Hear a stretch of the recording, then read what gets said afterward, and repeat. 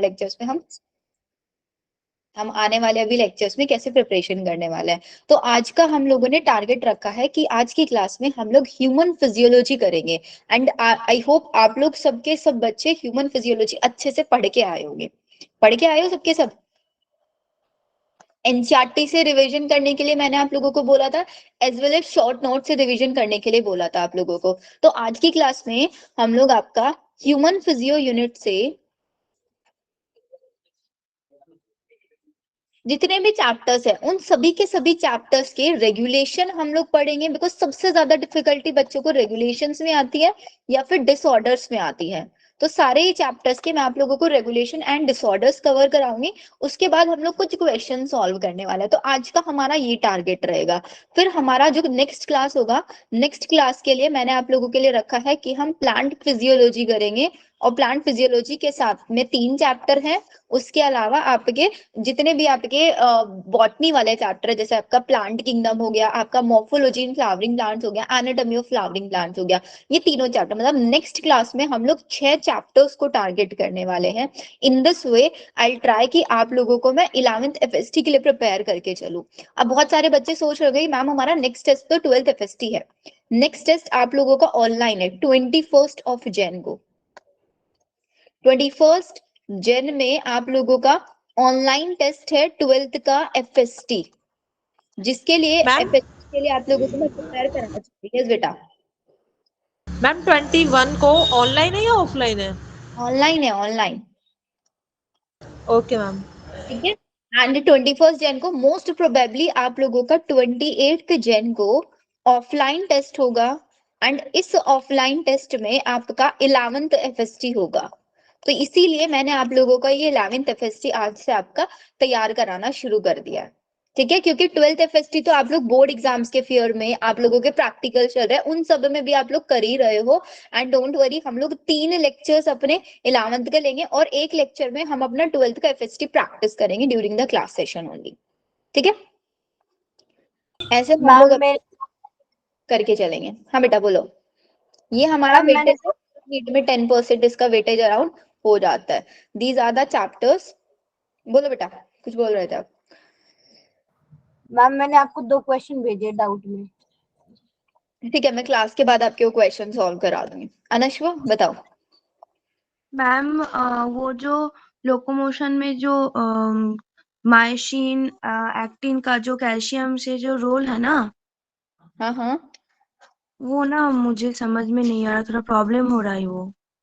ठीक है, उसके लिए हम ट्राई करेंगे फिर एक लेक्चर में लोकोमोशन और जितना भी आपके डाउट्स होंगे उन सबको हम क्लियर कर लेंगे टॉपिक वाइज वाले। ठीक है मैम।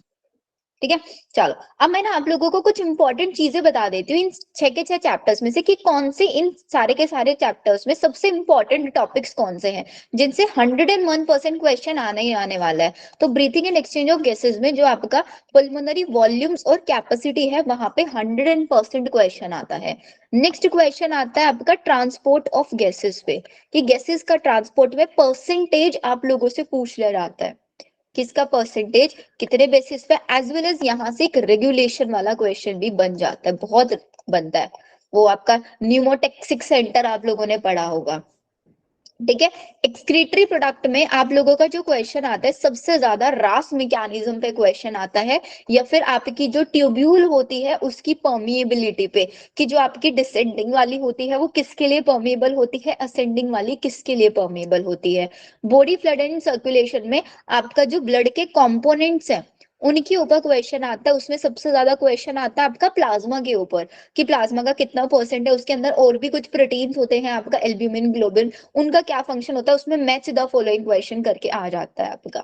ठीक है, ये आपका मैक्सिमम क्वेश्चन यहाँ से पूछा जाता है ब्लड वाले पार्ट से, या फिर इसके अंदर आपका एक एरिथ्रोब्लास्टोसिस फेटलिसिस कॉन्सेप्ट है जो आप लोगों ने पढ़ा है, उसके ऊपर क्वेश्चन आता है। लोकोमोशन एंड मूवमेंट पे 101% आपका जॉइंट से क्वेश्चन आता ही आता है, या फिर एक क्वेश्चन आपका बोन्स से भी आ जाता है, किस बोन्स का कितना काउंट है उस वाले बेसिस पे आपका क्वेश्चन आता है। न्यूरल कंट्रोल एंड कोऑर्डिनेशन में एक ब्रेन का डायग्राम दिया हुआ आप लोगों ने देखा होगा, जिसमें उन्होंने पूरा का पूरा पार्ट्स बताया हुआ है कि ये ब्रेन का सेरिब्रम पार्ट है, सेरिबेलम है, ये पोन्स रीजन है, ये सारे रीजन है। तो वो डायग्राम बहुत इंपॉर्टेंट है। इसके अंदर। इसके अलावा जब हम इम्पल्स ट्रांसमिशन पढ़ते हैं ना, उस इम्पल्स ट्रांसमिशन के ऊपर क्वेश्चन आते हैं कि कितने सोडियम का इनफ्लक्स होता है, कितने पोटेशियम का आउटफ्लक्स, या किसका इनफ्लक्स किसका आउटफ्लक्स होता है, यहाँ पे डायरेक्ट क्वेश्चन आता है इसमें। इम्पल्स कंडक्शन से क्वेश्चन आता है। और केमिकल कोऑर्डिनेशन वाला ये तो पूरा का पूरा 101 पूरा का पूरा चैप्टर इंपॉर्टेंट, यहाँ से तो कहीं से भी क्वेश्चन आ जाता है, क्योंकि एक ऐसा चैप्टर है जो बाकी बहुत सारे चैप्टर से रिलेट कर रहा होता है। तो इसको तो आपको पूरा ही पढ़ के चलना है। एंड 6 के 6 चैप्टर्स में आप लोगों को 100% एनसीईआरटी फॉलो करके आपको चलना है। 100% एनसीईआरटी आप लोग करके चलेंगे यहाँ पे। ठीक है, इतना हमको क्लियर हो गया। मैंने कुछ इंपॉर्टेंट चीजें आप लोगों के लिए यहाँ पे लिखी हैं। सबसे पहले we all very well know कि जितने भी हमारा न्यूरॉन्स वाले चैप्टर में हमारे पास 3 टाइप की न्यूरॉन्स होती हैं, मल्टीपोलर, बाइपोलर, यूनिपोलर। मल्टीपोलर का मतलब होता है एक एक्सॉन बहुत सारी डेंड्राइट, बाइपोलर एक एक्सॉन एक डेंड्राइट, और यूनिपोलर सिर्फ एक एक्सॉन। क्वेश्चन इनके एग्जाम्पल्स के ऊपर आता है कि इनके अंदर एग्जाम्पल्स कैसा देखा जाता है। तो याद रखना, मल्टीपोलर वाली हमेशा सेरिब्रल कॉर्टेक्स रीजन में पाए जाएंगे, बाइपोलर वाली रेटिना ऑफ आइज में। जब हम आइज का मॉर्फोलॉजी पढ़ते थे ना, morphology anatomy neural controlling coordination में, वहां पे हम देखते थे कि वहां पे हम कुछ ऐसी न्यूरॉन बनाते थे नहीं बनाते थे, जिसने पढ़ाया मुझसे ये वाला यस कॉन्सेप्ट। मैम। ऐसे ही हमारे पास यूनिपोलर वाला है। यूनिपोलर वाले में हमको पता है, यूनिपोलर में हम क्या करके चलते हैं, यूनिपोलर में सिर्फ एक एक्सॉन होता है, और ये कब होता है, एम्ब्रियोनिक स्टेज में। तो याद रखना है, एम्ब्रियोनिक स्टेज में यूनिपोलर, रेटिना ऑफ आइज में बाइपोलर, सेरिब्रल कॉर्टेक्स में मल्टीपोलर। बहुत बच्चे एग्जाम्पल्स में कंफ्यूज हो जाते हैं, याद रहेंगे सब आपको। Yes ma'am. नेक्स्ट है हमारे पास जो न्यूरॉन्स होती हैं वो 2 टाइप की होती हैं, एक माइलिनेटेड एक अनमाइलिनेटेड। माइलिनेटेड मतलब जिसमें माइलिन शीथ प्रेजेंट होती है। माइलिन शीथ इंसुलेटेड होती है या फिर कंडक्टिंग होती है, इंसुलेटेड। इंसुलेटेड। एक इंसुलेटेड लेयर होती है आपकी वो। तो आपकी जो शेवान सेल्स है, अगर वो कवर्ड अप है माइलिन शीथ के थ्रू, तो उसको माइलिनेटेड नर्व फाइबर बोलेंगे। माइलिनेटेड वाली कहाँ पाई जाती है, आपकी स्पाइनल और क्रेनियल नर्व्स पर पाई जाती है। और स्पाइनल क्रीम। अनमाइलिनेटेड जिसमें शेवान सेल्स जो है वो आपके कवर्ड अप नहीं है, Schwann cells are not covered with myelin sheath, वो आपकी एएनएस और एसएनएस के अंदर पाई जाएंगी। Autonomous neural system, SNS, somatic neural system. Clear. जब आपकी न्यूरॉन्स, क्या है, न्यूरॉन्स एक एक्साइटेबल सेल्स है। तो उनको एक्साइटेबल सेल्स हम क्यों बोलते हैं, इसके ऊपर भी क्वेश्चन आता है, क्योंकि इसकी जो मेम्ब्रेन होती है वो हमेशा कैसी स्टेट में पाई जाती है, एक पोलराइज स्टेट में वो पाई जाती है हमेशा। इनके अंदर जो आयंस होते हैं, मतलब आपका जैसे कि वहां पे क्या होता है कि आपके जो सोडियम है उनका इनफ्लक्स हो रहा है, आउटफ्लक्स हो रहा है, वो क्यों होता है, क्योंकि जो आपकी मेम्ब्रेन है एक्सॉन की, वो कैसी परमिएबल है। यहाँ पे क्वेश्चन दे देंगे selectively permeable, semi permeable, non permeable, completely permeable. तो आपको याद रखना, सिलेक्टिवली परमिएबल होता है, सिर्फ सिलेक्टिव आयंस को ही मूव करने के लिए हेल्प करती हैं। कभी भी वो वहां से जो आपके inside the membrane intracellular fluid में जो नेगेटिव चार्ज आयंस होते हैं, तो कभी आउटसाइड मूव करता है, नहीं करते हैं कभी भी आउटसाइड मूव। ठीक है। और आपका जो इलेक्ट्रिक पोटेंशियल डिफरेंस होता है, जब आपके न्यूरॉन पे कोई इंपल्स नहीं आया, तब उसको हम बोलेंगे रेस्टिंग पोटेंशियल। रेस्टिंग पोटेंशियल कितना होता है आपका, -70 millivolt. -70 millivolt. And action potential -50 जाता है। -55 टू 60 मिलीवोल्ट तक ही आपका चला जाता है। रेस्टिंग पोटेंशियल के टाइम पे जो हमारी मेम्ब्रेन है वो कौन सी स्टेट में है, पोलराइज। पोलराइज्ड। एक्शन पोटेंशियल में पोलर। डिपोलराइज्ड। डीपोलराइज। डीपोलराइज के बाद कैसी हो जाएगी वो, रिपोलराइज्ड। रीपोलराइज्ड। ये आपको याद रखना है, पोलराइज, डीपोलराइज। डीपोलराइज के टाइम पे जो आपकी मेम्ब्रेन है वो किसके लिए परमिएबल हो जाएगी ज्यादा, पोटेशियम। सोडियम। जब पोलराइज सोडियम स्टेट के लिए होती है। तब वो आपका पोटेशियम के लिए ज्यादा परमिएबल है। पोलराइज स्टेट में क्या होता है, जो आपके सोडियम चैनल्स होते हैं वो ओपन हो जाते हैं, जिसकी वजह से मैम सोडियम बहुत ज्यादा अंदर आना शुरू हो जाता है। हाँ बेटा। मैम डीपोलराइज में तो 3 सोडियम होते हैं ना, 2 पोटेशियम। वो सोडियम जो होता है ना, सोडियम पोटेशियम पंप, उसके थ्रू मूव करते हैं वो। Yes ma'am. वो एक आयनिक ग्रेडियंट बना के रखने का काम होता है, उसका सिर्फ इतना काम है, आयनिक ग्रेडियंट बना के रखने का। 3 सोडियम होते हैं, 2 पोटेशियम होते हैं वहां पे। डीपोलराइज स्टेट में जो आपके सोडियम चैनल्स होते हैं वो ओपन हो जाते हैं, जिसके थ्रू बाहर आउटर एनवायरमेंट में हाई सोडियम कॉन्सेंट्रेशन है और इनर लो है, तो हाई से लो की साइड आपके सोडियम मूव करना शुरू हो जाएंगे। तो इतने ज्यादा सोडियम अंदर मेम्ब्रेन में एंटर हो जाता है कि अंदर की पोलैरिटी पॉजिटिव हो जाएगी, बाहर की नेगेटिव हो जाएगी। ठीक है, ऐसे होते होते तो आपका कितना पॉजिटिव पहुंच जाता है इनर का, +30 मिलीवोल्ट पहुंच जाता है ये आपका। एक्शन स्टार्ट होता है कब, जब ये -60 -55 के अराउंड गया और फिर डीपोलराइज स्टेट में +30 मिलीवोल्ट तक पहुंच जाता है। और फिर इसके बाद हम क्या कराएंगे, रिपोलराइज में सोडियम वाले चैनल को बंद कर देंगे, पोटेशियम वाले चैनल्स को ओपन कर देंगे, जिसकी वजह से +30 से माइनस वापस कितना चला जाएगा, -70 मिलीवोल्ट चला जाएगा। रिपोलराइज में क्या करा, सोडियम वालों को बंद कर दिया, पोटेशियम वालों को खोल दिया। और जब पोटेशियम वाले बहुत ज्यादा टाइम के लिए खुले रह जाते हैं तो हमारे पास हाइपर पोलराइजेशन हो जाता है। Hyperpolarisation, yes ma'am. Hyper polarisation में कितना चला जाता है, -90 मिलीवोल्ट। तो ये याद रखना है, -70 से पहले -60 तक गया तो एक्शन स्टार्ट हो गया और फिर अंदर आपका पॉजिटिव होता होता +30 तक चला जाएगा। फिर सोडियम बंद कराया, पोटेशियम खुलवाया, -70, और फिर जब लेट क्लोजिंग हुआ पोटेशियम आयंस के चैनल्स का, उसकी वजह से -90 तक चला गया। पूरा का पूरा इंपल्स कंडक्शन हमने पढ़ लिया। Clear? Yes ma'am. Next data आपका है रेस्पिरेटरी सिस्टम में। ये तो हमको याद, हमने बहुत बार कर लिया है। हाइपरपोलराइज्ड बता दीजिए। हाइपरपोलराइज कंडीशन में बेटा ये होता है कि रिपोलराइज में हमने क्या करा है, रिपोलराइज में हम लोगों ने पोटेशियम चैनल्स को ओपन करा दिया है। तो जब ये पोटेशियम चैनल्स ओपन हो गया, अब इनको क्लोज भी तो करना पड़ेगा ना हमको। तो जब इनका लेट क्लोजिंग होता है, लेट क्लोजिंग होने की वजह से जो ये पोटेशियम बाहर की साइड बहुत ज्यादा मूव करने चले लग जाता है, जिसकी वजह से अंदर हाइपर पोलराइज, मतलब होना कितना चाहिए, -70, बट वो -70 से -90 तक पहुंच जाता है। कभी कभी रेयर केसेस में ये कंडीशन पाई जाती है। Yes ma'am. क्लियर सबको यहाँ तक? Yes ma'am. अब जल्दी से ये रेस्पिरेटरी वॉल्यूम्स आप पढ़ लो। टीवी का मतलब जो हम अभी कर रहे हैं, normal inspiration, normal expiration 500, forceful inhale करेंगे 2500 से 3000, फोर्सफुल एक्सेल करेंगे 1000 से 1100। जो हमारे लंग्स के अंदर हमेशा रह जाता है, जब हमारी डेथ होती है सिर्फ उसी टाइम पे बाहर निकलता है, वो कितना होता है, 1100 से 1200। 1200। 4 वॉल्यूम से याद रखना। Ma'am रिजाइडल volume. इन चार, या रेजिडुअल वॉल्यूम, इन चारों वॉल्यूम में से एक ऐसी वॉल्यूम है जिसको हम स्पायरोमीटर के थ्रू मेजर नहीं कर सकते। वो कौन सी होती है? रेजिडुअल वॉल्यूम, क्योंकि वो हमेशा लंग्स में रहती है, तो हम उसको मेजर कर ही नहीं सकते कभी भी। ये हो गया। और फिर हमारे पास नेक्स्ट कैपेसिटी। कैपेसिटी का मतलब होता है more than one volume. IC में क्या होता है, हमारी इंस्पायरेशन की कैपेसिटी कितनी है।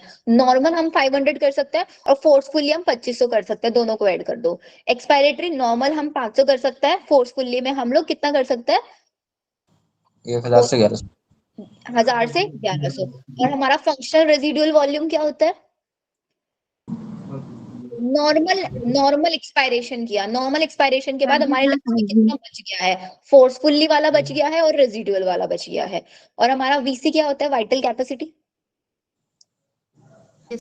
टाइटल वॉल्यूम,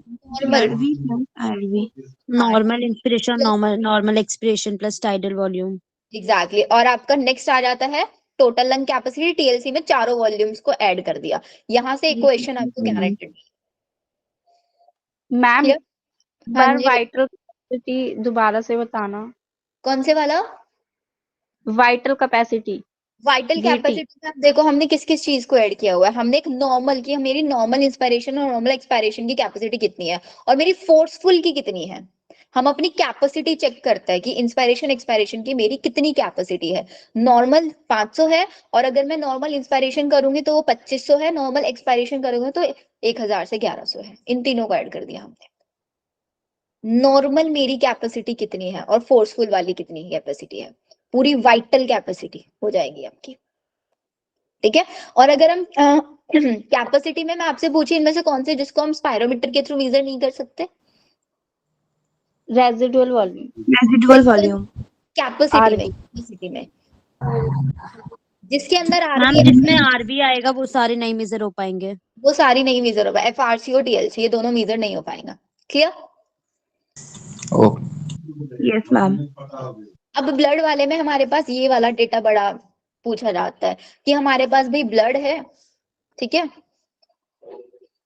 तो ब्लड के अंदर आपका क्या क्या चीजें पाई जाती है, एक आपका प्लाज्मा होता है और एक आपका RBC, WBC, platelets. Formed elements elements होते हैं। तो प्लाज्मा कितना परसेंट होता है? 55%। 55 फॉर्म्ड एलिमेंट 45%। 45%। तो इससे 55% 45% 92% होता है आपका वाटर। प्रोटीन कितना होता है? 6 से 8% होता है। और इस प्रोटीन में हमारे पास 3 मेजर प्रोटीन्स के इन्होंने नाम दिया। फाइब्रिनोजन जो कि आपका ब्लड क्लोटिंग में हेल्प करता है। फाइब्रिनोजन को हम किस में कन्वर्ट कराते हैं? फाइब्रिन में कन्वर्ट कराते हैं। Fibrin help of with the help of calcium नहीं, थ्रोम्बिन के थ्रू करवाते हैं। थ्रोम्बिन जो होता है वो फिब्रिनोजेन को फिब्रिन में थ्रोम्बिन बदल नहीं होता है, देता वो है। फाइब्रिनोजन को फाइब्रिन में कन्वर्ट करता है जो कि फ्लोटिंग कराएगा। एल्ब्यूमिन क्या करता है आपको? मैम फिर थ्रोम्बोकाइनेज थ्रोम्बोकाइनेज थ्रोम्बिन को जो कि थ्रोम्बिन को एक्टिव करता है। थ्रोम्बिन को एक्टिव करता है, हाँ हाँ यस मैम यस। ठीक है। एल्ब्यूमिन ऑस्मोटिक डिफेंस मैकेनिज्म, इनके ऊपर मैच द फॉलोइंग में क्वेश्चन आता है बहुत ज्यादा। मिनरल्स का तो हमको पता है अराउंड 2% होता है, उसमें आपका सोडियम, कैल्शियम, मैग्नीशियम, ये सब न्यूट्रिएंट्स में आपका ग्लूकोज, अमाइनो एसिड, लिपिड्स, ये सारी चीजें प्रेजेंट होती हैं। क्लियर यहाँ तक? यस यस वो आर्टरीज या वेन्स या फिर वो वेसल्स जो हार्ट से ओरिजिनेट होती है उनको क्या बोलते हैं? Originated from artery. Originated from tissue, when when veins. Veins हम इनको बोलते हैं। आर्टरी अगर नॉर्मल वाली आर्टरी है तो it will always carry which blood? Oxygenated. तो वो हार्ट से निकल रही है और हार्ट से कैसा ब्लड जाएगा? डीऑक्सीजनेटेड। ऑक्सीजनेटेड भी तो जा सकता है ना। हाँ मैम मैम। मैम वो तो डिपेंड करे ना कहाँ जा रहा है। वेन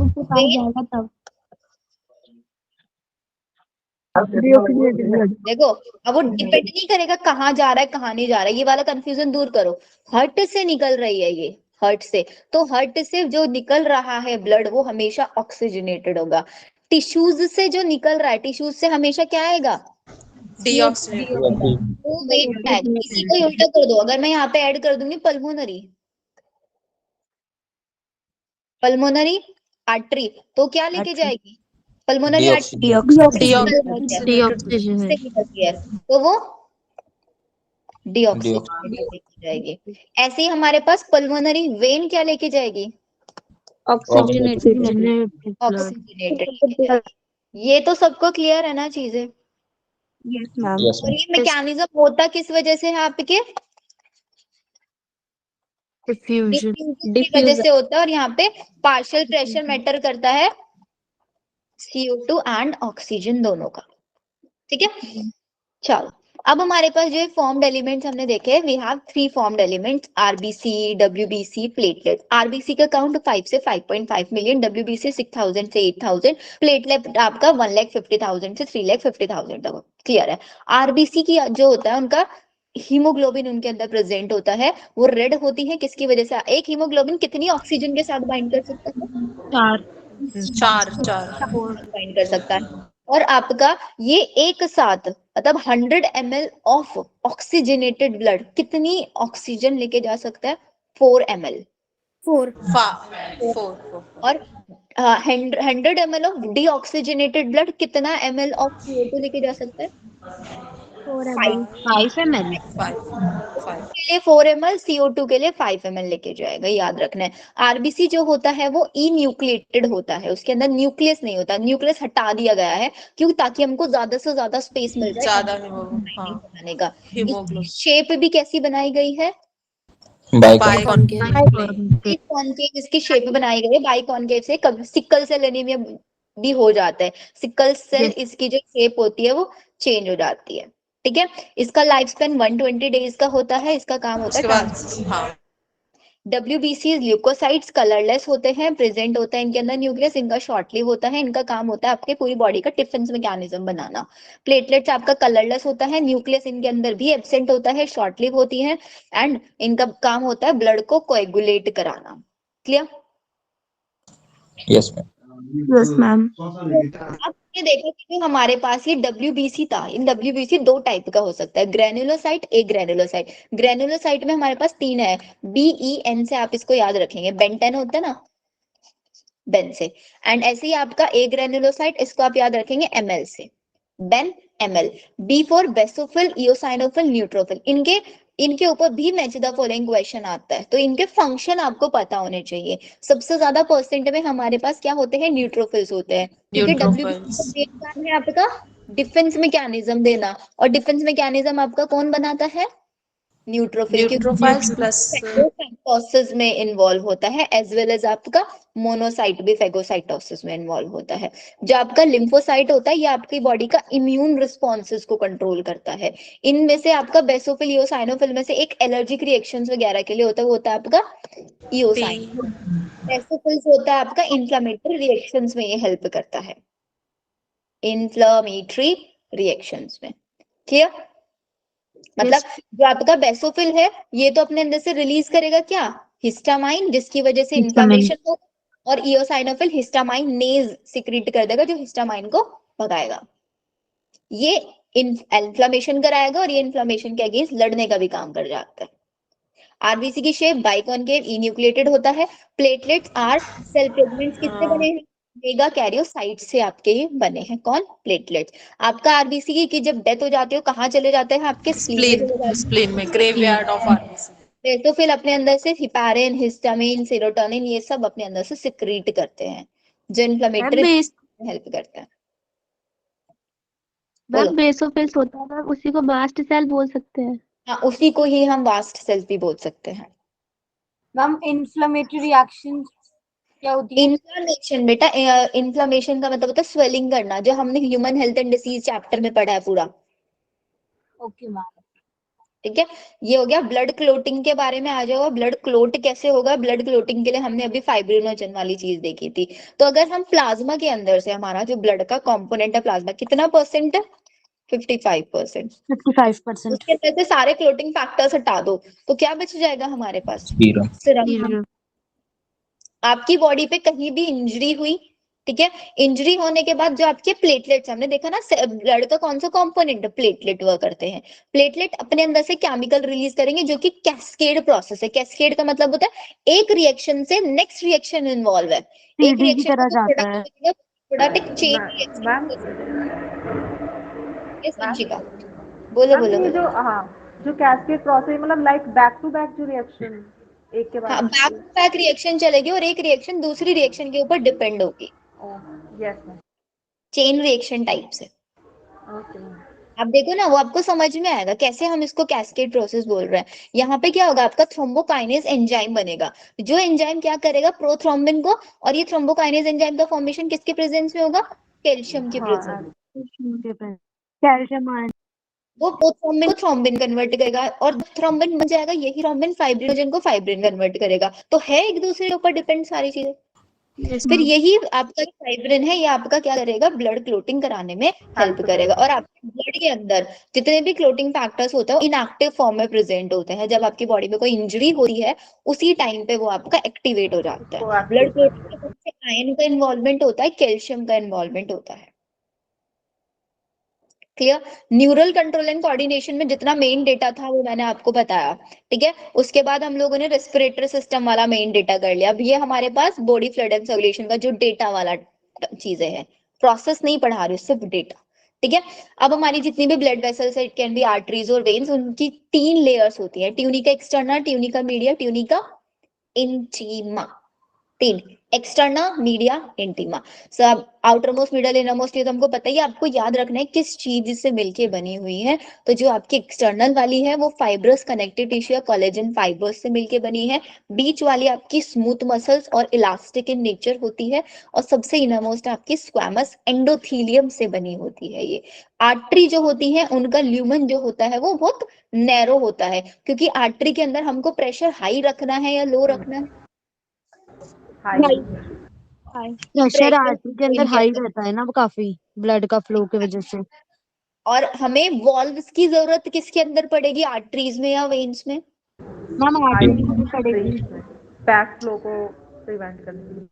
नहीं वेन्स वेन्स में पड़ेगी ना, क्योंकि आर्टरीज में तो ब्लड ऑलरेडी बहुत हाँ, हाई प्रेशर में ब्लड जाता है। वो बहुत कम है, धीरे धीरे ब्लड चल रहा है। जब कोई चीज धीरे चलती है तो उसके वापस आने की चांसेस ज्यादा हो जाता है ना।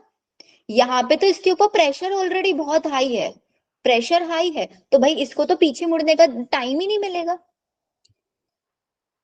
क्लियर? लास्ट टाइम भी ये चीज समझाई थी, प्रेशर देखा करो, प्रेशर किसमें ज्यादा है, जिसका डायमीटर कम है उसी के अंदर तो प्रेशर ज्यादा है। जिसके ऊपर टाइम, जैसे आप लोगों का नीट है, जैसे जैसे आप लोगों का टाइम कम होता चला जा रहा है, आपके ऊपर प्रेशर बढ़ता जा रहा है, नहीं बढ़ता जा रहा है? जब आपके ऊपर प्रेशर बढ़ेगा, क्या आप पीछे मुड़ के देखोगे कि क्या मैं छोड़ दूं अभी नीट का प्रिपरेशन करना? क्योंकि आपके ऊपर प्रेशर ज्यादा है। लेकिन जिसके ऊपर प्रेशर ही नहीं है बिल्कुल भी, और उसके पास टाइम भी बहुत कम है, तो धीरे धीरे चलेगा, अपने रास्ते से हट भी सकता है, क्योंकि टाइम ज्यादा है, प्रेशर कम है। Yes ma'am, clear. या फिर हमारे पास आता है कार्डियक साइकिल। कार्डियक साइकिल हमको पता है पूरी 0.8 सेकंड की होती है या नहीं होती है? Yes ma'am. Yes ma'am. Systole diastole ये सारी चीजें आपको पता ही है, सिस्टोल डायस्टोल क्या होता है। एंड उसके अंदर आपको 0.5 सेकंड, 0.3 सेकंड और एक 0.3, 0.4 वाला होता है। और एक उसके अंदर आपका जॉइंट, ये वाला जो पीरियड होता है पूरा, जॉइंट और joint related disease. Joint systole होता है, डायस्टोल होता है? डायस्टोल। डायस्टोल। जॉइंट आपका, ये मतलब जॉइंट डायस्टोल का मतलब है ऐसा टाइम जिसमें आपकी आपका आर्टरीज और आपकी सॉरी आर्टरीज नहीं, और एट्रिया और वेंट्रिकल दोनों कॉन्ट्रैक्ट कर रहे हैं, रिलैक्स कर रहे हैं। रिलैक्स। हम रिलैक्स है। ऐसा time relax relax. Arteries, again atria और वेंट्रिकल दोनों रिलैक्स स्टेज में। ठीक है। अब इसका रेगुलेशन हमको पता है, हमारा जो हार्ट होता है वो कैसा होता है, मायोजेनिक होता है। मायोजेनिक हार्ट है, मतलब मायोजेनिक का मतलब होता है कि जो हार्ट है वो आपका ऑटो रेगुलेटेड होता है, हमको नहीं करना पड़ता कोई भी चीज, खुद से कंट्रोल होता है। और वो आपका रीजन है मेडुला, मेडुला ऑब्लोंगेटा। ब्रेन का कौन सा रीजन है? Fore brain, mid brain, hind brain? Hind brain का है, hind brain. In brain. Mid brain, hind brain, अब एक हाइंड क्वेश्चन ब्रेन, मेरे को बता दो, हिंड ब्रेन और आपका मिड ब्रेन मिलके एक स्टेम बनाते हैं, उसको क्या बोलते हैं? Brain brain stem, stem brain बोलते हैं। Stem, brain stem. Medulla oblongata और मिड ब्रेन मिलकर बनाते हैं। हाँ, ब्रेन तो स्टेम जो बोलते आपका हैं। मेडिकल ऑब्लोंगेटा है ना, यही आपका क्या करता है, आपकी कार्डियक साइकिल का रेगुलेशन करता है। ये मॉडरेट कर सकता है आपके कार्डियक फंक्शन, मतलब आपकी हार्ट बीट को, आपका कार्डियक वॉल्यूम, आपका कार्डियक, आपका स्ट्रोक वॉल्यूम, सब चीजों को मॉडरेट कर सकता है, चेंज कर सकता है। तो ये आपका सिग्नल किसको देता है? एएनएस को, autonomic neural system. Autonomic neural system मतलब ये कौन से ऑर्गन को कंट्रोल कर रहा है, ये वॉलेंट्री? इनवॉलेंट्री उनको कंट्रोल करेगा। हाँ, इनवॉलेंट्री इनवॉलेंट्री और हमारे स्मूथ। कंट्रोल में नहीं है, उनको कंट्रोल करेगा। ये एएनएस दो टाइप का होता है ना आपका, सिंपैथेटिक और पैरासिम्पैथेटिक। Yes ma'am. यस। कौन सा इमरजेंसी सिचुएशन में कौन वर्क करता है, सिंपैथेटिक या parasympathetic? Sympathetic. Pathetic emergency sympathetic, situation में करता है, और पैरा वाला रेस्ट और डाइजेस्ट कंडीशन में। हाँ सिंपैथेटिक तो आप इमरजेंसी में देखेंगे करता है। कि जब आपका इमरजेंसी सिचुएशन होगी तो उस टाइम पे आपका, आपके सामने वही अगेन हमारा एग्जांपल, आपके सामने शेर आगे खड़ा हो रहा है, आपकी हार्ट बीट बढ़ जाएगी। Yes yes. Ma'am. Heart beat बढ़ेगी तो आपका कार्डियक आउटपुट भी बढ़ेगा, आपका स्ट्रोक वॉल्यूम भी बढ़ेगा, और आपके वेंट्रिकल्स फटाफट कॉन्ट्रैक्ट करना शुरू करेंगे, क्योंकि उनको ब्लड फटाफट पूरी बॉडी में देना है। आपका ब्रीथिंग रेट भी बढ़ जाएगा, पूरी बॉडी में जल्दी जल्दी से ऑक्सीजनेटेड ब्लड जाएगा, तभी तो टिश्यूज को मिलेगा, टिश्यूज फटाफट से सेलुलर रेस्पिरेशन करके एनर्जी बनवाएंगे, क्योंकि टाइम होता है ना जिसमें आपको हाई एनर्जी की रिक्वायरमेंट होती है। हाँ। Yes ma'am. पैरासिम्पैथेटिक डिक्रीज करने का काम करता है। इवन आपके जो एड्रीनल मेडुला, एड्रीनल मेडुला से कौन से हार्मोन सिक्रीट होते हैं? मैम किससे? Adrenal medulla. Ma'am adrenal medullary और हमारे वो वाले आते हैं, नॉन क्योंकि एपिमेरिन होते हैं और नॉन एपिमेरिन होते हैं, वो दोनों ही इमरजेंसी वाली सिचुएशन में रिलीज होते हैं। हाँ, वो सिर्फ इमरजेंसी वाले सिचुएशन में, इसलिए इन्होंने यहाँ पे इसको मेंशन करके लिखा हुआ है। यहाँ तक मेरे को बताओ, सबको समझ में आ गया नहीं आ गया? Yes ma'am. Yes ma'am. Yes ma'am. जल्दी से आप लोग ना 1 मिनट ले लो और अटेंडेंस मार्क कर दो, फिर नेक्स्ट चीज मैं आपको स्टार्ट कराती हूँ।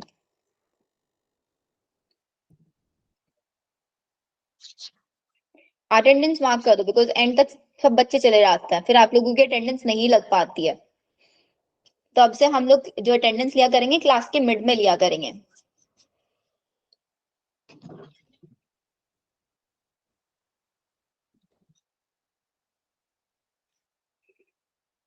एंड मेक श्योर बच्चों ये अटेंडेंस आप लोगों का मार्क करना बहुत बेनिफिशियल है आप ही लोगों के लिए। जितने भी आपको अवंती से बेनिफिट्स मिलेंगे सब कुछ अटेंडेंस बेसिस पे मिलेंगे। आपका जब एग्जाम हो जाएगा उस टाइम पे आपकी काउंसलिंग हेल्प, आपको रजिस्ट्रेशन के टाइम पे जितनी भी हेल्प मिलेगी वो सब ऑन द बेसिस ऑफ ये लोग योर कि अटेंडेंस को आपने गलत कितने मार्क टेस्ट करवाते अटेम्प्ट हैं। किए हैं। क्या बेटा? मैम अटेंडेंस तो ये लोग गलत मार्क करते हैं, इतनी सारी पूरी पूरी क्लास लेने के बाद भी 80% चली जाती है, पता नहीं क्यों। एक भी क्लास स्किप ना करो फिर भी। बेटा वो ना अब तक क्या होता था ना, गूगल फॉर्म में नहीं लेते थे वो, हम लोग उससे लेते थे, मतलब क्लास में आपने स्टूडेंट आईडी फोन नंबर डाला तो उसमें अटेंडेंस ट्रैक नहीं हो रहा था अच्छे से बच्चों का। इसीलिए वी हैव स्टार्टेड कि हम लोग गूगल फॉर्म में लेना स्टार्ट करें ताकि बच्चों का जेन्युइन अटेंडेंस आ जाए।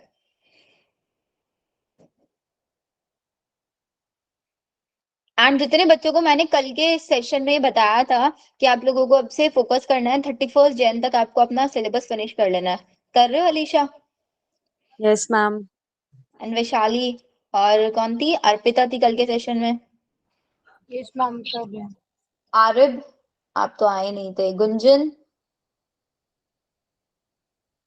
सिलेबस कर रहे हो ना फिनिश अच्छे से?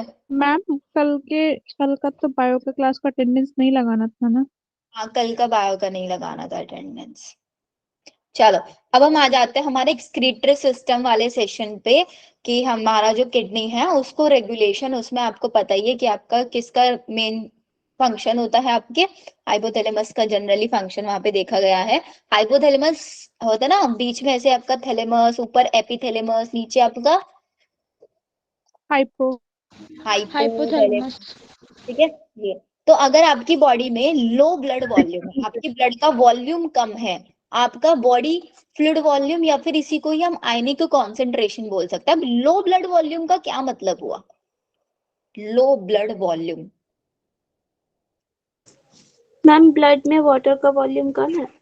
हाँ, लो ब्लड वॉल्यूम, आपकी ब्लड का वॉल्यूम कम है तो इसका मतलब आपकी बॉडी डिहाइड्रेटेड है या हाइड्रेटेड है? डिहाइड्रेटेड।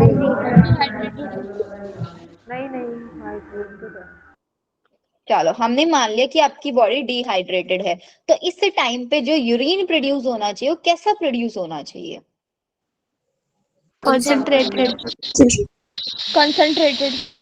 कंसंट्रेटेड होना चाहिए ना। तो इसका मतलब हमको क्या प्रिवेंट करना है? डाइल्यूट यूरिन को प्रिवेंट करना है, रोकना है कि भाई डाइल्यूट ना प्रोड्यूस हो। तो हमको हार्मोन कैंसर, डाइल्यूट यूरिन जब प्रोड्यूस होता है उसको हम डायूरेसिस बोलते हैं, नहीं बोलते हैं? Yes ma'am. Diuretic hormone use कर ले, डायूरेटिक डाइल्यूट यूरिन को बनने से रोकना है तो हमको हार्मोन चाहिए कौन सा? Anti diuretic hormone. ठीक है, तो एंटी डायूरेटिक हार्मोन ही क्या है? आपका वैसोप्रेसिन है, जो कहाँ से रिलीज होता है? आपके न्यूरो हाइपोफाइसिस। न्यूरो हाइपोफाइसिस आपकी पिट्यूटरी का एंटीरियर रीजन है या पोस्टीरियर रीजन है? पोस्टीरियर।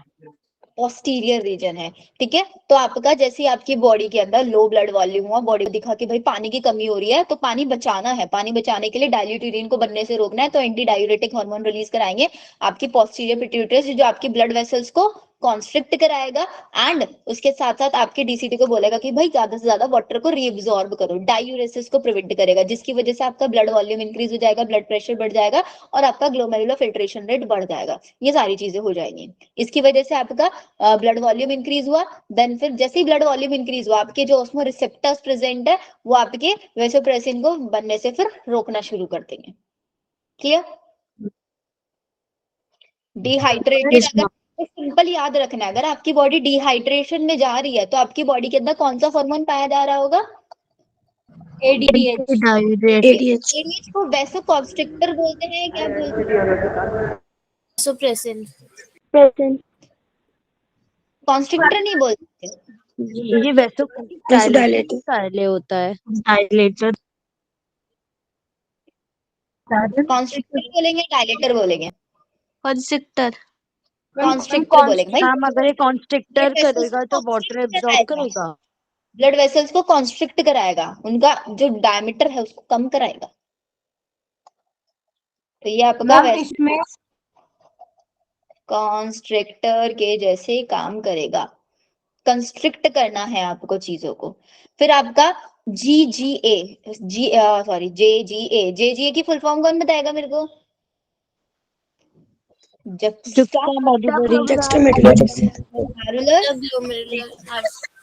ठीक है, जस्टा ग्लोमेरुलर एपरेटस के ऊपर भी आपका क्या होता है, या आपका बॉडी फिल्ट्रेशन रेट आपका कम हो गया है, आपका ग्लोमेरुलर ब्लड फ्लो कम हो गया, आपका ब्लड प्रेशर ये वाली कंडीशन है। ठीक है, डिहाइड्रेशन वाली कंडीशन हो रखी है, तो उसके क्या होगा, आपकी जो जेजी सेल्स है वो रेनिन सेक्रीट करेंगी। रेनिन क्या करेगा, एंजियोटेंसिनोजन को एंजियोटेंसिन 1 में, फिर एंजियोटेंसिन 2 में, और फिर एंजियोटेंसिन 2 आपकी ब्लड वेसल्स को कॉन्स्ट्रिक्ट कराएगा यहाँ पे भी, और आपके एड्रिनल कॉर्टेक्स रीजन को एक्टिवेट करेगा कि ज्यादा से ज्यादा एल्डोस्टेरॉन हार्मोन रिलीज करो, जिसकी वजह से ये रीअब्जॉर्प्शन कराना शुरू कर देगा सोडियम आयंस और वाटर का, जिसकी वजह से आपका ब्लड प्रेशर बढ़ जाएगा, ग्लोमेरुलर फिल्ट्रेशन, इसी को ही हम रास मैकेनिज्म बोलते हैं। तो ये हाइपोथैलेमस और जेजीए वाला जो कॉन्सेप्ट है, ये आपका वर्क करता है जब आपकी बॉडी डिहाइड्रेशन में चली जाती है। हाँ जी बेटा बोलो। मैम एडीएच वैसोप्रेसिन नहीं होगा? खुद बताओ, वैसोप्रेसिन की तरह काम कर रहा है, कैसे काम कर रहा है? कॉन्स्ट्रिक्ट कर रहा है। एक होता है, देखो एक होता है वैसे कॉन्स्ट्रिक्टर, एक होता है वैसे डायलेटर। लास्ट जब मैंने आपको ये चैप्टर 1 शॉर्ट में पढ़ाया था ना, तब मैंने आपको समझाई थी चीजें। मैम ऐसे होता है ना कि जो वेसोप्रेसिन होता है वो हमारे 2 टाइप के होते हैं ना, एक वेसोकॉन्स्ट्रिक्टर और वेसोडायलेटर। तो हमारा जो एडीएच होता है वो वेसोकॉन्स्ट्रिक्टर होता है, क्योंकि वो ब्लड वेसल्स को कॉन्स्ट्रिक्ट कराता है जिससे वाटर जल्दी जल्दी रीअब्सॉर्ब हो जाए। और जो वेसोडायलेटर होता है वो ब्लड वेसल्स को डायलेट कराएगा। और उसी को ही वो मैम एएनएफ होता है ना वैसोडायलेटर, हार्ट में होता है मैम। एएनएफ एट्रियल, एएनएफ वैसोडायलेटर होता है, वो वैसोडायलेटर होता है। ठीक है, और क्या मैम एक डाउट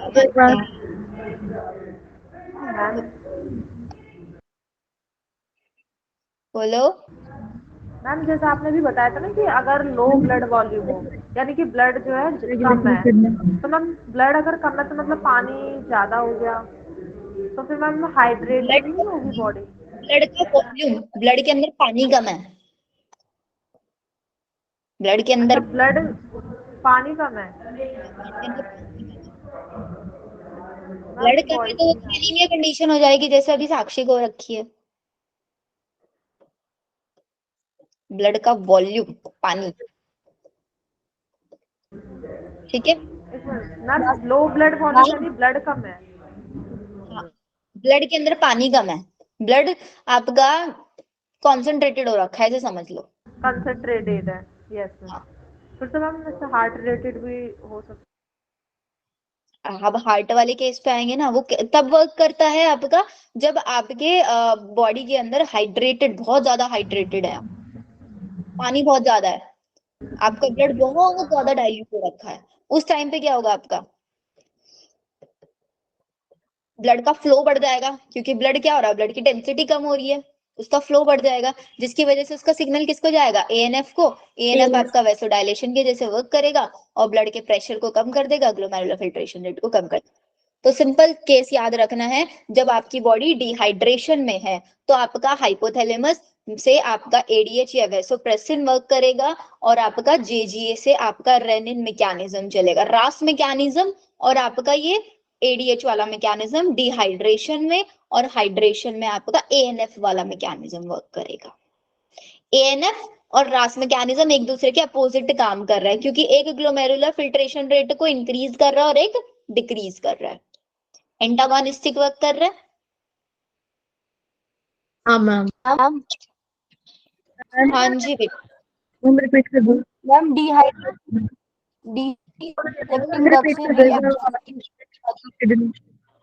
एक साथ एक बोलो, स्वाति आप बोलो पहले, फिर विशाली आप बोलना।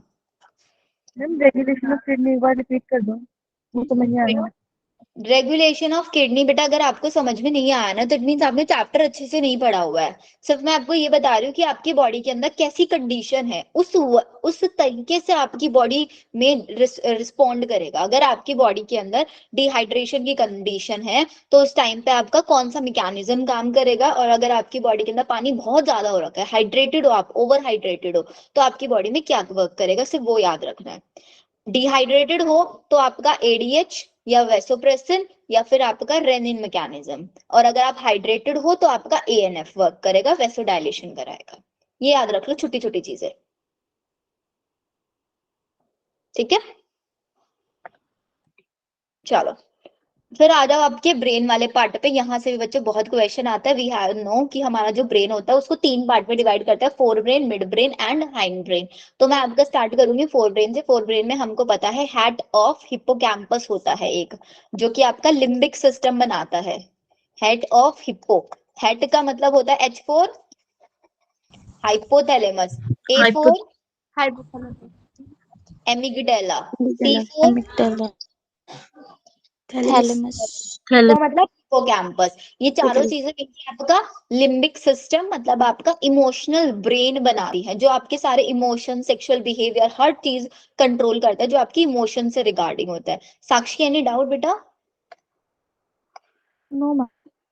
ठीक है, ये आपको याद रखना है। अब इसके अंदर आपका कुछ सबसे लार्जेस्ट जो पार्ट होता है आपके ब्रेन का, वो है आपका सेरिब्रम। सबसे लार्जेस्ट, ये जितना पूरा ऊपर का पोर्शन दिख रहा है ना, ये पूरा का पूरा आपका सेरिब्रम है, सबसे लार्जेस्ट। इसी के अंदर आपका सेरिब्रल कॉर्टेक्स रीजन होता है। सेरिब्रल कॉर्टेक्स में 3 रीजन आते हैं। सबसे पहला सेंसरी, बीच में एसोसिएशन एरिया, और फिर साइड में मोटर एरिया।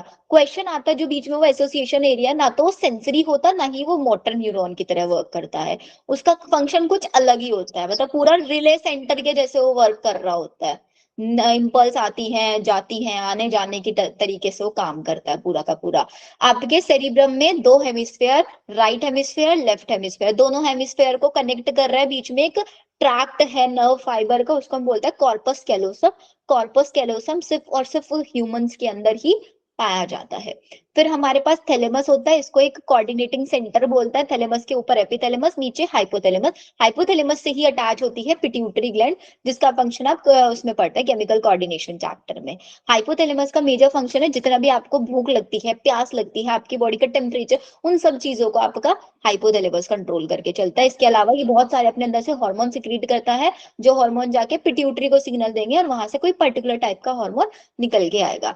अब बात आती है यहाँ पे ग्रे मैटर और व्हाइट मैटर। ये याद रखना आपको कि जितना भी आपका सेरिब्रल कॉर्टेक्स वाला रीजन है वो सारा का सारा कैसे होता है, आपका ग्रे मैटर होता है, और जितना अंदर वाला पार्ट होता है वो सारा व्हाइट मैटर होता है। ग्रे मैटर मतलब वहां पे बहुत सारी कॉन्सेंट्रेटेड सेल बॉडीज है, व्हाइट मतलब माइलिनेटेड नर्व फाइबर्स प्रेजेंट है।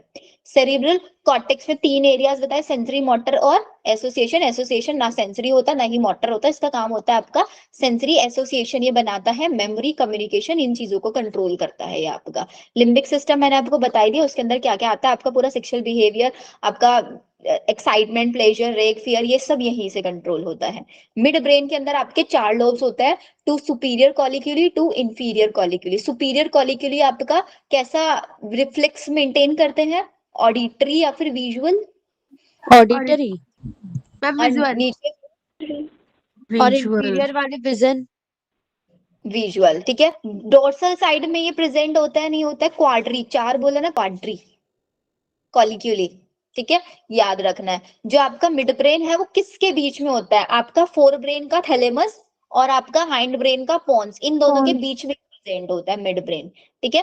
इसका काम जनरली आपका विजुअल, टेक्टाइल, ऑडिटरी इनपुट, इन सबको, मतलब आपकी नेक के मूवमेंट को ही कंट्रोल कर रहा होता है। वो ऑडिटरी भी हो सकता है, विजुअल भी हो सकता है। सेरिब्रल एक्विडक्ट आपका किसके थ्रू पास ऑन होके जाती है, मिड ब्रेन के थ्रू पास ऑन होती है, सेरिब्रल एक्विडक्ट। फिर हाइंड ब्रेन आ गया, इसके अंदर आपके 3 region, pons, cerebellum, medulla oblongata. Cerebellum आपका सेकंड लार्जेस्ट रीजन है, ये आपका पोन्स वाला रीजन आपका रेस्पिरेटरी फंक्शन, रेस्पिरेटरी रिदम को कंट्रोल करके रखता है ये आपका पूरा पूरा, ठीक है। और आपका जो सेरिबेलम है ये भी रेस्पिरेटरी, आपके कार्डियोवेस्कुलर फंक्शंस, इन सब चीजों को ये कंट्रोल करता है। इसके अंदर बहुत सारा कॉन्वोल्यूटेड, सबसे ज्यादा कॉन्वोल्यूटेड सरफेस इसी के अंदर पाया जाता है। क्यों ज्यादा कॉन्वोल्यूटेड बनाया गया, ताकि इसके अंदर ज्यादा से ज्यादा न्यूरॉन्स के लिए स्पेस बना पाए हम लोग। हम जैसे ना विलाई बनाते थे to improve the surface area, ऐसे यहाँ पे बनाया गया है। मेडुला ऑब्लोंगेटा का फंक्शन क्या है, वही कार्डियोवास्कुलर रिफ्लेक्सेस, गैस्ट्रिक सिक्रीशन, इन सब चीजों में काम करता है। ब्रेन को स्पाइनल कोर्ड से कनेक्ट करने का काम मेडुला ऑब्लोंगेटा का ही होता है। क्लियर? ब्रेन स्टेम कौन कौन बनाता है, mid brain, pons and medulla oblongata, ये मिलके आपका ब्रेन स्टेम बनाता है। ब्रेन स्टेम भी आपका वही ह्यूमन बिहेवियर, कार्डियक रिदम, ये सब बेसिक फंक्शन है पूरे के पूरे ब्रेन के, आपके थर्मोरेगुलेशन, जो मैंने आपको अलग अलग करके बता दिया। यहाँ से भी बच्चों 1 से 2 क्वेश्चन आपके मिल ही जाएंगे, डायरेक्ट क्वेश्चन यहाँ से आ जाता है। अब बताओ कोई डाउट है यहाँ तक?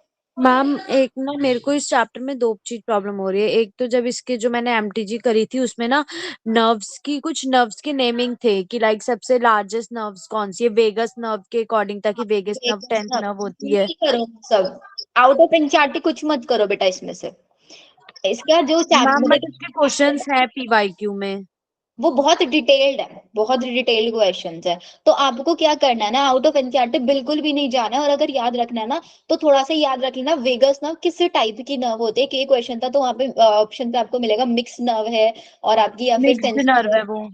मिक्स नर्व है। तो ये कुछ कुछ बेसिक बेसिक सा पढ़ लेना सिर्फ, और वो और डायरेक्ट मैम उसके डिटेल में मत जाना है लगना कि वेगस नर्व को मैं डिटेल में पढ़ना शुरू कर दूं।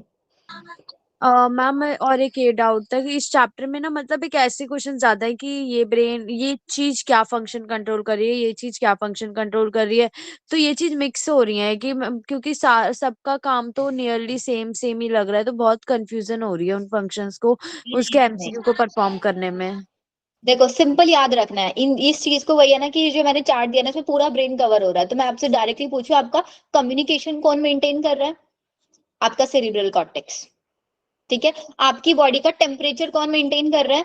आपका हाइपोथैलेमस। आपकी बॉडी के अंदर आपका रेस्पिरेटरी रिदम को कौन मेंटेन कर रहा है? पोन्स भी करता है और मेडुला ऑब्लोंगेटा भी करता है। सबसे कॉन्वोल्यूटेड सरफेस कहाँ पाया जाता है? सेरिबेलम। तो जितने, अब एक और इम्पोर्टेंट चीज आती है बेटा, अगर जिस भी चैप्टर में आपको लगे ना आपको डिफिकल्टी आ रही है, एनसीईआरटी नहीं समझ में आ रही है, तो सबके पास वो डॉक्टर अली वाला पीडीएफ तो होंगे ना, डॉक्टर अली ऑब्जेक्टिव बायोलॉजी वाला, Yes, वहां से कर लो। कोई चैप्टर आपको लगता है नहीं याद हो रहा है मुझसे एनसीईआरटी, अगर आपने उसके क्वेश्चन 100 क्वेश्चन भी आपने कर लिया ना एक चैप्टर से वहां से, तो आपको पूरी एनसीईआरटी एक बिल्कुल लाइन टू लाइन सेट हो जाएगी। क्योंकि मैम उसके वो पीडीएफ कहाँ पर है? वो मेरे लिंक ट्री पे मिल जाएंगे आपको, दोनों 12th का भी 11th का भी। लेकिन उसको सारे, बिकॉज उसके अंदर एक चैप्टर से अराउंड 250 क्वेश्चन है, क्योंकि एनसीईआरटी की हर लाइन से क्वेश्चन है उसमें, दो दो तीन तीन। मैम एक वो बार रिपीट करना किसमें? लिंक ट्री पर बेटा, मेरे लिंक ट्री पर। मैम लिंक सेंड कर दो। आप जिस भी ग्रुप में ऐड हो ना उस ग्रुप के डिस्क्रिप्शन में देख लेना। आप जल्दी से डिसऑर्डर कर लेते हैं कवर। हमारे पास सर्कुलेटरी सिस्टम के डिसऑर्डर में सबसे ज्यादा कंफ्यूजन बच्चों को होती होगी ना। अब ध्यान से समझना, कार्डियक अरेस्ट क्या बोलते हैं? जब आपका हार्ट बीट करना बंद कर दे। आपका हार्ट फेल कब होगा? जब आपका हार्ट, बिकॉज उसका काम क्या है? ब्लड पंप करना, और अगर वो ब्लड ही पंप ना कर पाए प्रॉपरली तब वो फेल हो जाएगा अपने काम में। तो कार्डियक अरेस्ट, हार्ट फेलियर और हार्ट अटैक, इनको तीनों को साथ में रखना है। हार्ट अटैक का मतलब होता है जब आपकी हार्ट की मसल, मतलब हार्ट के ऊपर ही अटैक हुआ है, हार्ट की मसल्स को प्रॉपर ब्लड सप्लाई ना हो रहा हो, उसको प्रॉपर ऑक्सीजन ना मिल रहा हो, तब आपका हार्ट अटैक। कार्डियक अरेस्ट मतलब आपकी कार्डियक साइकिल रुक गई है। कार्डियक साइकिल हार्ट बीट को कंट्रोल करती है। तो heart beat, heart failure, heart अपना काम करने में फेल हो गया, पूरी बॉडी को ब्लड नहीं सप्लाई कर पा रहा है प्रॉपरली, हार्ट के ऊपर ही अटैक हुआ है, मतलब हार्ट की जो मसल्स है वो डैमेज हो गई क्योंकि उनको प्रॉपर ब्लड सप्लाई नहीं मिली। और कौन सा सर्कुलेशन यहाँ पे डिस्टर्ब हुआ होगा? कोरोनरी सर्कुलेशन ना। Yes ma'am. ये याद रखना है। तो तीनों डिसऑर्डर्स याद हो जाएंगे। फिर आओ कोरोनरी आर्टरी डिसीज पे, मतलब जो कोरोनरी आर्टरी, वो आर्टरी जो हमारे हार्ट को ब्लड दे रही है, ऑक्सीजनेटेड ब्लड दे रही है, उसके अंदर अगर आपको कैल्शियम का डिपोजिशन हो जाएगा तो उसको हम एरिथ्रोस्क्लेरोसिस बोलेंगे। यस बेटा। मैम मैं क्लास लीव करती हूँ, मुझे बहुत प्रॉब्लम हो रही है। हाँ हाँ कोई बात नहीं, आप लीव कर दो, बस मैक्सिमम हमारा हो ही चुका है, डिसऑर्डर्स करके हम फिनिश कर रहे हैं। Good evening. ठीक है। हाई बीपी का मतलब आपको पता ही है, ब्लड प्रेशर आपका बहुत बढ़ जाए तो वो कितना होता है, सबको पता है। एंजाइनो पैक्टोरिस एक्यूट चेस्ट पेन कब होता है? जब आपकी हार्ट की मसल्स को प्रॉपर ऑक्सीजन ना मिल पा रहा हो, प्रॉपर ऑक्सीजन नहीं मिलेगा। सिंपल देखो, ऑक्सीजन नहीं मिल आपको, जैसे आप रनिंग करते हो, बहुत एक्स्ट्रा एक्सरसाइज करते हो, तो आपके थाइज में, लेग्स में पेन होता है नहीं होता है? यस होता है ना, मैम। क्योंकि वहां पे मसल्स में लैक्टिक एसिड बन जाता है जिसकी वजह से पेन होता है। तो आपको चेस्ट पेन कब होगा? जब आपके हार्ट के अंदर कहीं ना कहीं एनारोबिक रेस्पिरेशन होकर लैक्टिक एसिड बना होगा वहां पे बहुत यस ज्यादा, मैम। हाँ तभी चेस्ट पेन होगा। तो लैक्टिक एसिड कब बना होगा? जब एनारोबिक रेस्पिरेशन होगा। एनारोबिक क्यों होगा? प्रॉपर ऑक्सीजन नहीं मिली होगी। हो गए सारे डिसऑर्डर्स लॉजिकली याद, रटना नहीं पड़ेगा ना कुछ भी अब। हाँ। Yes ma'am. अब आ जाओ नेक्स्ट हमारे पास ये osteoporosis, tetani, muscular dystrophy, locomotion and movement के डिसऑर्डर। माइस्थीनिया ग्रेविस एक ऑटो इम्यून डिसऑर्डर है। ये आपके न्यूरोमस्कुलर जंक्शन को अफेक्ट करता है जिसकी वजह से आपके स्केलेटल मसल्स में आपका पैरालिसिस, फैटीग, वीकनिंग ये सब होता है। मस्कुलर डिस्ट्रॉफी एक जेनेटिक डिसऑर्डर है जिसके बारे में हम वो भी पढ़ता है ना, पूरा इसका पेडिग्री भी बनाया था हमने, मायोटॉपिन वाला वो कॉन्सेप्ट। इसके अंदर आपका स्केलेटल मसल्स के अंदर डिजनरेशन हो जाता है। टीटनी के ऊपर बहुत क्वेश्चन आता है, आपकी मसल्स के अंदर स्पैज्म हो जाता है, बहुत ज्यादा कॉन्ट्रैक्ट कर जाती है, लो कैल्शियम की वजह से होता है ये आपका। आर्थराइटिस किसकी वजह से होता है? आपके जॉइंट्स के अंदर इन्फ्लामेशन हो जाए। एक र्यूमेटॉइड आर्थराइटिस होता है जो कि ऑटो इम्यून डिसीज है ना, rheumatoid arthritis. Yes ma'am. Yes एक मैम। डिसीज होती है आपका यूरिक एसिड अगर एक्यूमुलेट हो जाए जिसकी वजह से जॉइंट के अंदर इन्फ्लेमेशन आ जाएगी। ऑस्टियोपोरोसिस आपको पता ही है, इसके अंदर तो आपकी बोन्स का रिजॉर्प्शन होना शुरू हो जाता है। क्लियर है? Disease myasthenia gravis, muscular dystrophy, tetany, arthritis. Next है आपके एक्सक्रीटरी सिस्टम के रीनल कैलक्यूली। इसके अंदर क्या होता है आपका crystal, C4 कैलक्यूली, C4 crystal. Renal मतलब आपके ट्यूब्यूल के अंदर, ट्यूब्यूल्स में, तो उनके अंदर स्टोन या इनसॉल्युबल मास बन जाता है ऑक्सलेट का। ग्लोमेरुलोनेफ्राइटिस, ग्लोमेरुलो मतलब आपका किडनी के अंदर इन्फ्लामेशन अगर हो जाए। ठीक है। किडनी फेल कब होगी आपका? जब किडनी आपका क्या नहीं कर पा रही है? यूरिन नहीं बना पा रही है। किडनी जिसकी वजह से accumulation of urea in blood, urea को एक्सक्रीट नहीं करा पा रही है, फिल्टर नहीं करा पा रही है आपके ब्लड को, तो ब्लड के अंदर ही यूरिन पाया जाएगा। तो उसका ट्रीटमेंट क्या होता है? हीमोडायलिसिस। अब इस हीमोडायलिसिस को पढ़ो एक बार आप लोग जल्दी से, आप लोगों के पास 1 मिनट है। मैम क्या पूछा आपने? हीमोडायलिसिस को रीड करो जल्दी से, मैं एक बार चार्जिंग ऑन कर लेती हूँ। हीमोडायलिसिस का ट्रीटमेंट जितना ये चार्ट में लिखा हुआ है।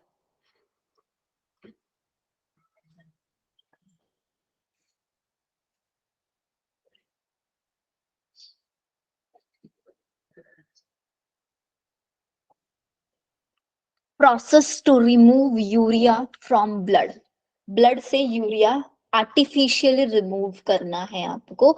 तो इसके अंदर क्या होगा?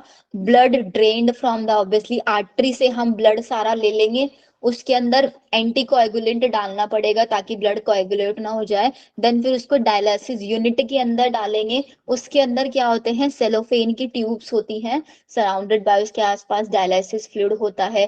फिर उसके अंदर क्या होता है? उसको फिल्टर करते हैं, उसके अंदर से सारा नाइट्रोजिनस वेस्ट रिमूव करते हैं, और जितना भी फिर आपका ब्लड है उसके अंदर एंटीकोएगुलेंट्स डाल के उसको वापस वेन के थ्रू, तो निकालते कहाँ से है? आर्टरी से, और पास किस में करते हैं आपका?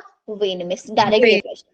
जो ट्यूब्स होती है वो कैसी होती है? पोरस सेलोफेन ट्यूब्स होती हैं। यहाँ पे 3 क्वेश्चन, निकालते कहाँ से हैं, डालते कहाँ पे है, और सेलोफेन ट्यूब। ठीक है। एंटीकोएगुलेंट डालना जरूरी क्यों है, इसके ऊपर भी कभी कभी आ जाएगा। या फिर अगर हीमोडायलिसिस से नहीं हो रहा है किडनी फेलियर में, वही नेक्स्ट है आपका किडनी ट्रांसप्लांटेशन करना पड़ेगा। एक प्रॉपर डोनर आपको वहां पे ढूंढना पड़ेगा। टू मिनिमाइज रिजेक्शन को मिनिमाइज करने के लिए बिल्कुल क्लोज रिलेटिव्स का भी प्रेफर किया जाता है। एंड जो आपका डायलिसिस फ्लूइड होता है वो किससे बना होता है? जैसे आपका प्लाज्मा होता है बिल्कुल ऐसे ही होता है, बस उसके अंदर नाइट्रोजनस वेस्ट नहीं होते। डन यहाँ तक? मैम हेपारिन इसलिए डालते हैं क्योंकि ब्लड जो होता है वो कोएगुलेट ना करे। हाँ, ब्लड जो है आपका वो कोएगुलेट ना कर जाए। फिर आपका रेस्पिरेटरी सिस्टम में हमारे पास 3 डिसऑर्डर्स है। अस्थमा जिसके अंदर ब्रोंक्यूल्स के अंदर इन्फ्लेमेशन हो जाएगी जिसकी वजह से आपका व्हीजिंग साउंड, तो क्वेश्चन आ रहा था व्हीजिंग साउंड अगर आपकी ब्रीथिंग में हो रही है तो क्या इंडिकेट कर रही है? अस्थमा आपका इंडिकेट कर रही है। एम्फाइसीमा के अंदर एल्वियोलाई की वॉल्स डैमेज हो जाएंगे, रेस्पिरेटरी सरफेस डिक्रीज हो जाएगा, तो आपका प्रॉपर बॉडी को ऑक्सीजन नहीं मिल पाएगा, डिफ्यूजन अफेक्ट होगा वहां पे। कब होता है? सिगरेट स्मोकर्स के केस में होता है। ऑक्यूपेशनल वाला क्या होता है? कोई इंडिविजुअल किसी जहाँ पे बहुत ज्यादा एक्सपोजर है पार्टिकल्स का, उसकी वजह से होता है। उनको क्या सजेस्ट किया जाता है कि वो मास्क वगैरह पहन के रखे।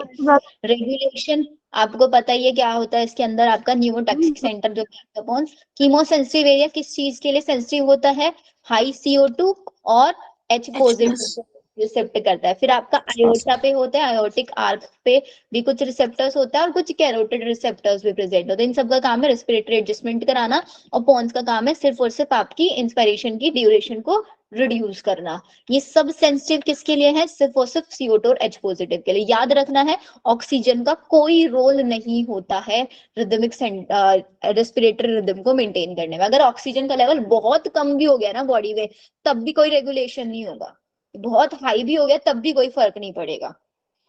ठीक है, ऐसे ही मैंने आपको एक पोल में क्वेश्चन भी भेजा था इसी से रिगार्डिंग था वो। तो यहाँ Yes, तक हमारा पूरा yes ma'am. Human, I guess हमने ना एक छोड़ दिया एक चीज, कुछ मिस, हाँ ये वाला देखो, जॉइंट्स वाला। अब लोकोमोशन एंड मूवमेंट चैप्टर में आपको पता है सबसे ज्यादा क्वेश्चन जॉइंट से आता है। Ball and socket joint, humerus और आपका पेक्टोरल। पेक्टोरल गर्डल क्या है आपका, शोल्डर बोन या हिप, शोल्डर शोल्डर जॉइंट जो होता है। शोल्डर शोल्डर जो होता है इसके अंदर स्कैपुला एंड क्लेविकल पाया जाता है, उसी के वहीं पे वो एसिटाबुलम वगैरह हम पढ़ते हैं। फिर आपका हिंग जॉइंट में आपका कहाँ होता है, नी जॉइंट, जिसके ऊपर पटेला। फिर पाइवट जॉइंट आपका एटलस, एटलस और एक्सिस क्या है, फर्स्ट और second. First and second.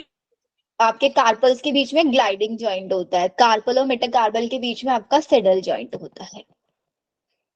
Done यहाँ तक। Yes, ma'am. I think ma'am vertebra में और भी तरह का कोई जॉइंट होता है? याद यही रखने पड़ते हैं हमको सिर्फ, बाकी तो उसमें जो आपका सर्वाइकल थोरेसिक उन सब के बीच में अलग अलग जॉइंट्स आपको मिलेंगे। Okay question ma'am. पूछा जाता है तो ठीक है। तो आई होप, अच्छा जितना हम लोग डेटा एक्सपेक्ट करते हैं ह्यूमन फिजियो से ऑलमोस्ट हम लोगों ने कवर अप कर लिया ना। Yes, ma'am.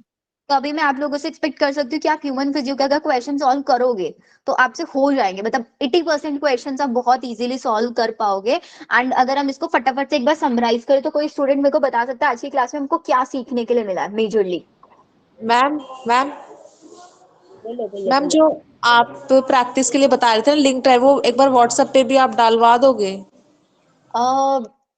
वो लिंक ट्री ना, यस मैम, क्योंकि मैंने इसे बहुत बार ओपन करा लेकिन वहां पे कुछ कंटेंट मुझे मिला ही नहीं। कोई बात नहीं, मैं ओपन करा दूंगी, मैं व्हाट्सएप पे शेयर करा दूंगी आपको, आपको मिल जाएगा। Okay ma'am, thank you ma'am. हाँ, कौन कराएगा फटाफट से रिकैप हमने आज की क्लास में। अच्छा कुछ नया क्या सीखा आप लोग मेरे को चैट सेक्शन में बता सकते हो, जो आपको इस क्लास में आने से पहले ये चीज नहीं थी आपकी माइंड में। मैम मुझे तो एक वो नहीं पता था कि माइलिनेटेड को इंसुलेटेड वगैरह भी बोलते हैं। हाँ जो, और इसमें एक और क्वेश्चन आता है, ओलिगोडेंड्रोसाइट से मिलके बनी होती है। क्या चीज? ओलिगोडेंड्रोसाइट से, जो आपकी माइलिन शीट होती है ना, ओलिगोडेंड्रोसाइट से बनी होती है। ओलिगोडेंड्रोसाइट, जब आप क्वेश्चन करोगे ना बहुत सारी चीजें आपकी क्लियर होके आएंगी। ठीक है, ओके मैम।